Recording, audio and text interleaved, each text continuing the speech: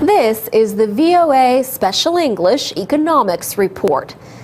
The United States government says Apple and 5 book publishers illegally fixed prices of ebooks.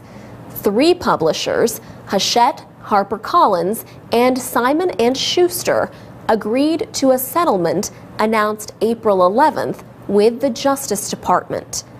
The agreement says they must repay millions of dollars and stop giving Apple special treatment. Attorney General Eric Holder said the department will continue to take legal action against Apple and 2 additional leading publishers, Macmillan and Penguin. He says Apple and the publishers conspired to increase the prices that consumers pay for ebooks. He said the Justice Department wants to make sure Americans can buy ebooks at a fair price. The department says Apple and the 5 publishers made an illegal deal to set higher prices for electronic books. Because of this, it says, Americans paid millions of dollars more than they should have. The dispute centers on the influence of Amazon.com. The internet store had been selling ebooks for $9.99. But the government says Apple made a deal with the publishers 2 years ago as it prepared to launch the iPad tablet computer. The deal guaranteed Apple 30% of the money earned on each ebook sold. It also created a pricing model that required stores to sell at a price set by the publishers and Apple. The price was several dollars higher than the one offered by Amazon. Acting Assistant Attorney General Sheris Posen said when companies get together and conspire to enter into agreements that eliminate price competition, it crosses the line. This kind of agreement is illegal and anti-competitive, she said. She added that company officials, including former Apple chief Steve Jobs, knew what they were doing at the time. The Justice Department case involves antitrust laws, which aim to halt business methods that crush competition. 16 states and Puerto Rico are also bringing their own case. Apple and British publishers Macmillan and Penguin have decided to go to court rather than settle with the Justice Department. Apple says the accusation made against it in the department's lawsuit on April 11th is simply not true. It says the launch of the iBookstore in 2010 supported competition and broke what it called Amazon's monopolistic grip on the publishing industry. For VOA Special English, I'm Alex Villarreal. For more business news and other stories for people learning English, go to voaspecialenglish.com. From VOA Learning English, this is the Economics Report in Special English. Many children first learn the value of money by receiving an allowance. The purpose of an allowance is to teach children about money. Children can learn how to manage money, especially at an early age, when financial mistakes are not very costly. The amount of money that parents give to their children to spend as they wish differs from family to family. Timing is another consideration. Some children get a weekly allowance, others get a monthly allowance. Parents should make clear what, if anything, the child is expected to pay for with the money. At first, young children may spend all of their allowance soon after they receive it. If they do this, they will learn the hard way that spending must be done within a budget. Parents are usually advised not to offer more money until the next allowance. The object is to show young people that a budget demands choices between spending and saving.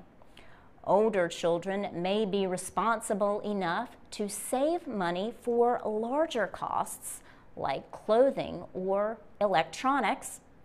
Many people who have written on the subject of allowances say it is not a good idea to pay your child for work around the home. These jobs are a normal part of family life. Paying children to do extra work around the house, however, can be useful. It can even provide an understanding of how a business works. Allowances give children a chance to experience the things they can do with money. They can share it in the form of gifts or giving to a good cause. They can spend it by buying things that they want, or they can save and maybe even invest it. Saving helps children understand that costly goals require sacrifice. You have to cut costs and plan for the future. For VOA Learning English, I'm Laurel Bowman. From VOA Learning English, this is the Economics Report in Special English. 5 nations held the 5th BRICS Summit at the end of March in Durban, South Africa. The 5 BRICS nations are Brazil, Russia, India, China, and South Africa. For years, these nations have said they do not have a strong voice in world events. All 5 countries have strong economies, but none has been asked to lead the International Monetary Fund or the World Bank. India, Brazil, and South Africa have all campaigned without success for a permanent seat on the United Nations Security Council. Anil Suklal is South Africa's ambassador to the BRICS group. He says the group can overcome historical imbalances by giving each nation power over a proposed development bank. The bank would be collectively owned by all the BRICS countries. Emilio Pera is with Ernst & Young Business Advisory Services. He says a development bank is a good idea for financing public works projects and strengthening cooperation between the BRICS nations. A report from South Africa's Standard Bank says each nation is expected to donate $10 billion for the bank. China's economy alone is bigger than that of the 4 other countries combined. For China, $10 billion is not a lot of money. But for South Africa, it represents almost half of the country's education budget. At the IMF and the World Bank, members donate money based on the size of their economy. Standard Bank's Simon Fremantle says it could be a long time before the bank is launched. He thinks the bank has a long process through which it still has to travel in order to reach the point where it can extend loans. For VOA Learning English, I'm Carolyn Presutti. From VOA Learning English, this is the Economics Report in Special English. Americans are buying more products and services than ever before through the internet. And the popularity of online sales is likely to spread to other countries. Online sales now represent as much as 1/10 of all retail sales in the United States. Experts say online shopping hit records in both November and December. 57% of Americans have bought something electronically. This has led traditional stores to seek new ways to keep their customers loyal. Store owners worry continuing growth in online sales will hurt their business. Cornell University marketing professor Ed McLaughlin says they should be worried because any products that can be sold online will be. Ed McLaughlin says traditional stores can keep their customers by selling goods like clothing, which buyers may want to see and try on before purchasing. He says the stores could also offer things that are difficult to ship. He says some stores can please customers by offering to set up or repair electronic products. Bill Martin is the founder of ShopperTrack. His business helps stores learn about their customers. He told us that traditional stores offer a social experience that some people enjoy. He says there is still a lot of emotion in the buying decision, and it is hard to get that emotional feeling from shopping online. So there is still a place for brick and mortar stores. Bill Martin says traditional stores can provide goods to buyers faster than online businesses, and some retailers use their websites to persuade people to visit their stores. For VOA Learning English, I'm Laurel Bowman. This is the VOA Special English Economics Report.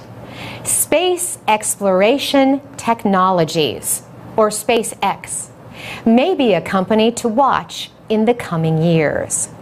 On Tuesday, May 22nd, SpaceX successfully launched its Falcon 9 rocket from Cape Canaveral in Florida. The privately built and owned Dragon spacecraft was loaded with more than 500 kilograms of supplies for the International Space Station. The Dragon linked up with the space station after a 3-day flight. America's National Aeronautics and Space Administration is moving to private companies for services like bringing supplies to the space station. NASA official Bill Gerstenmaier spoke to reporters after the launch. He said the space agency has already signed a contract with SpaceX for the company's services on 12 flights. The agreement is worth $1.6 billion.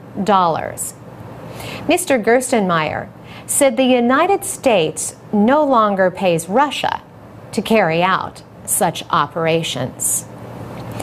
SpaceX is based in Hawthorne, California. Elon Musk started the company in 2002, but it is not the first company founded by the South African-born businessman. He also started the internet payment service PayPal, which is now owned by online auction store eBay. His other company, Tesla Motors, makes electric cars.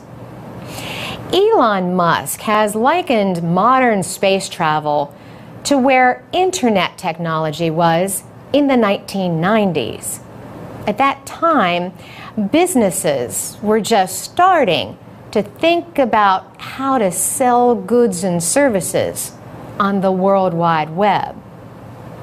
Today, billions of dollars in goods and services are sold online.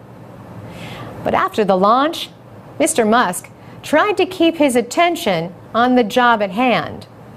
He said the immediate goal for SpaceX is to bring supplies to the space station. After that, he thinks the company will work toward improving its rocket technology. He said a major development would be to make what he calls a full and rapidly reusable rocket. The Dragon spacecraft is designed to be able to carry both astronauts and cargo.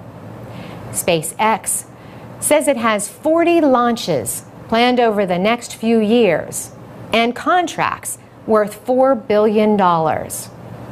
It says 60% of its upcoming flights are for businesses, not the government.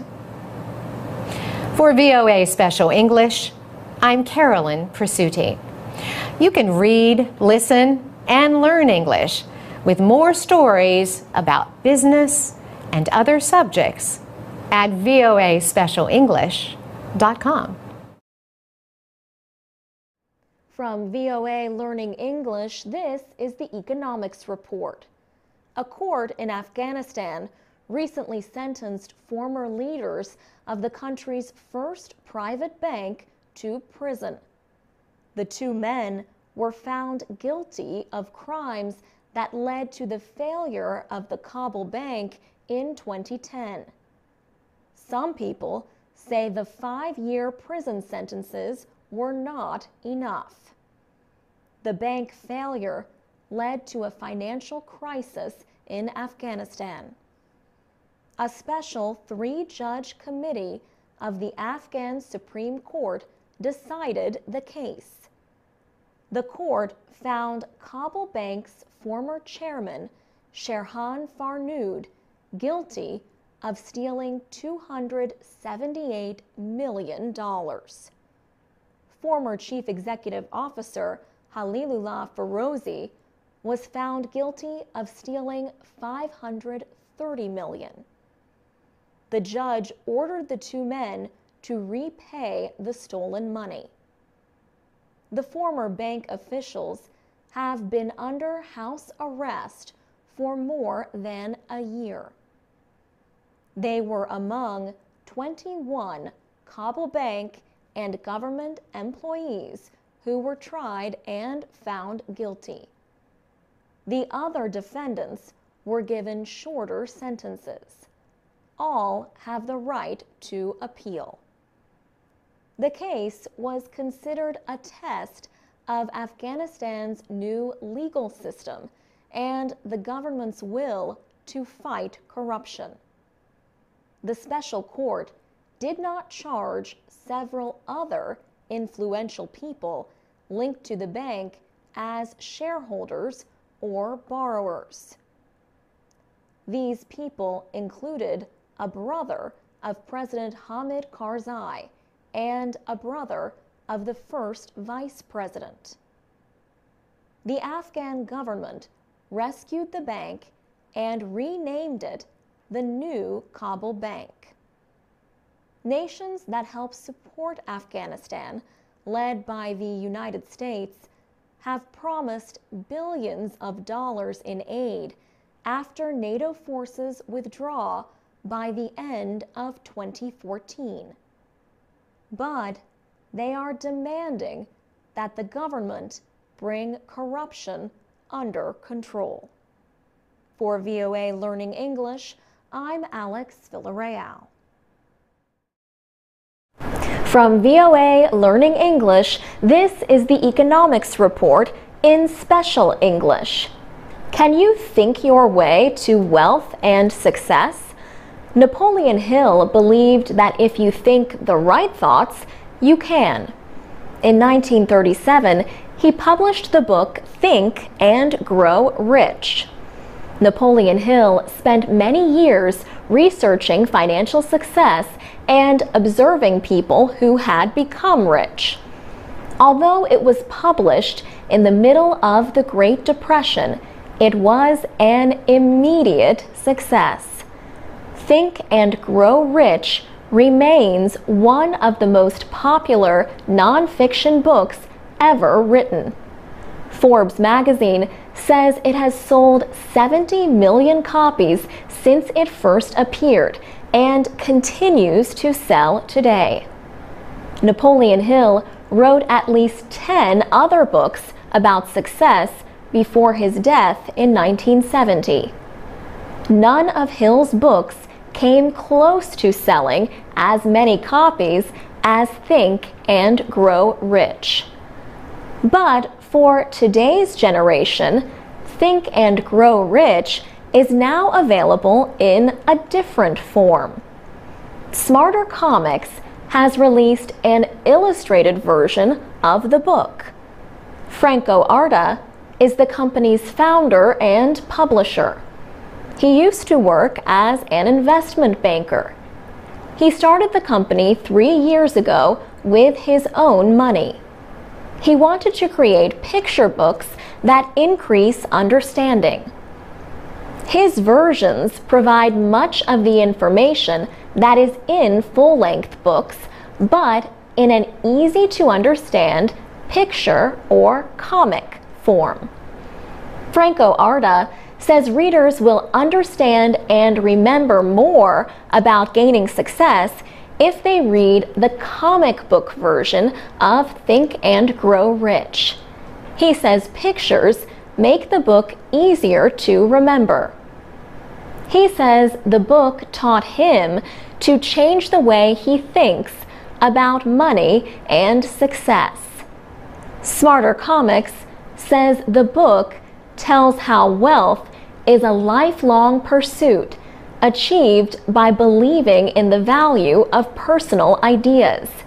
It says anyone can achieve their dreams by refusing to be stopped by temporary problems. For VOA Learning English, I'm Alex Villarreal. From VOA Learning English, this is the Economics Report. The Ethiopian government and the United Nations Development Program, or UNDP, have launched a 3-year program. They plan to train more than 200,000 entrepreneurs. Government and UNDP officials say the businesses set up by these men and women could create more than 1 million jobs in Ethiopia. The country's Minister of Urban Development and Construction, Mikuria Haile, says Ethiopians need to change their way of thinking. He says that instead of looking for jobs, people need to become social and economic entrepreneurs who create jobs. The Ethiopian government and the UNDP are interested in people wanting to set up small and medium-sized companies. The development program is expected to cost $26 million. So far, the UNDP has supplied $6 million. The program is based on 4 main ideas: institutional development, entrepreneurship training, business development services, and partnerships. Eugene Owusu works in Ethiopia for the UNDP. He says more needs to be done to reduce bureaucratic rules and increase access to credit in the country. Ethiopia has one of the world's fastest growing economies. but it is 174th on the UNDP's Human Development Index. Human development has improved in Ethiopia during the past 20 years, but almost 1/3 of the people live in poverty. And the need for jobs and economic growth is urgent. In Africa, Ethiopia's population is second only to Nigeria. And Prime Minister Haile Mariam Desalegn says a majority of the country is under the age of 25. For VOA Learning English, I'm Carolyn Presutti.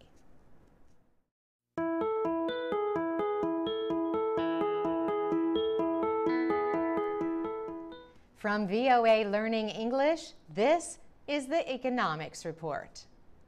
The United Nations is warning that the world is not prepared to deal with the fast growth of cities. The World Economic and Social Survey 2013 calls for new ways to meet the needs of city populations. More than 6.5 billion people are expected to be living in cities by 2050. Most new city dwellers will be in developing countries. The United Nations says the effect on limited resources in many countries will be huge. The World Economic and Social Survey notes the increasing demands for energy, water, sanitation, public services, education, and healthcare. The world population is expected to rise to more than 9 billion by 2050. 2/3 of all people are expected to live in cities. The United Nations says about 80% of this growing urban population will be found in Africa and Asia. The report says sustainable development of urban areas requires coordination and investments to deal with important issues. These include land use, food security, job creation, and transportation. William Vandergeest is with the United Nations Department of Economic and Social Affairs. He says cities need to work closely with rural communities so that food supplies can be secured and the environment can be protected. The report also examines the problem of food insecurity, which affects hundreds of millions of people around the world. 1 in 8 people is still chronically undernourished. The Assistant Secretary General for Economic Development, Shamshad Akhtar, says world food production will have to increase by 70%. That increase will be needed to feed the additional 2.3 billion people expected on the planet by the middle of the century. For VOA Learning English, I'm Carolyn Presutti.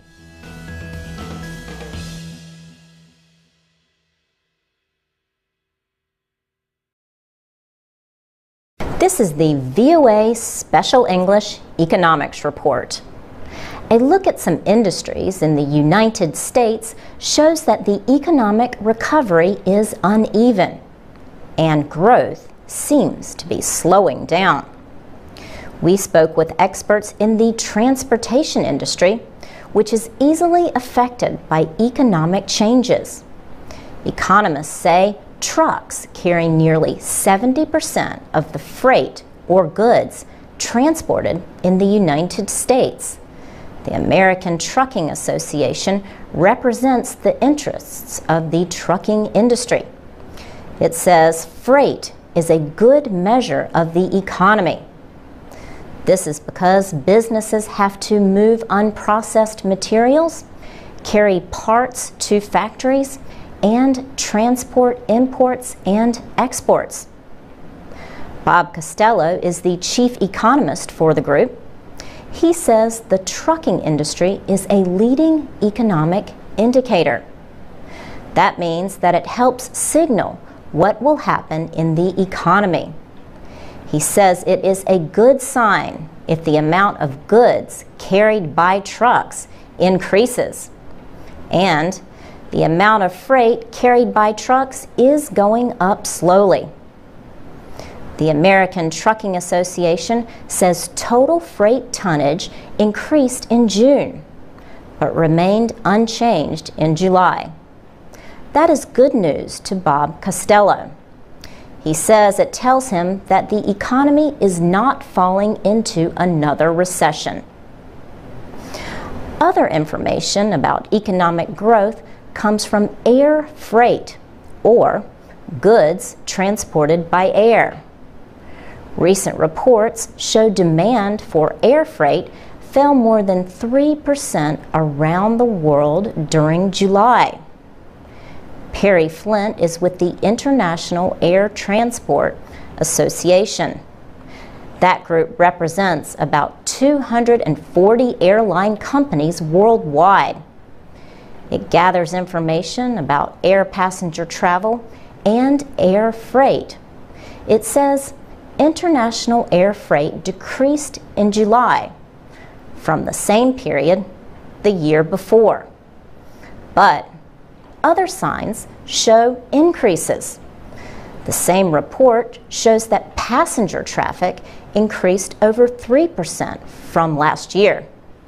That may be why a top official of Cambria Suites Hotels says all travel, not just business travel, is strong.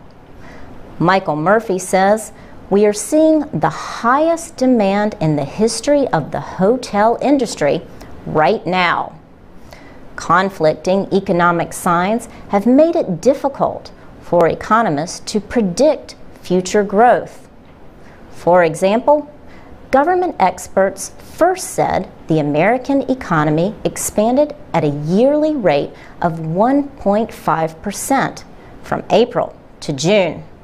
But they amended that value as new information became available and showed growth was higher, more likely at a rate of 1.7%. Changes like that have made it harder for many people to see the road ahead. For VOA Learning English, I'm Laurel Bowman.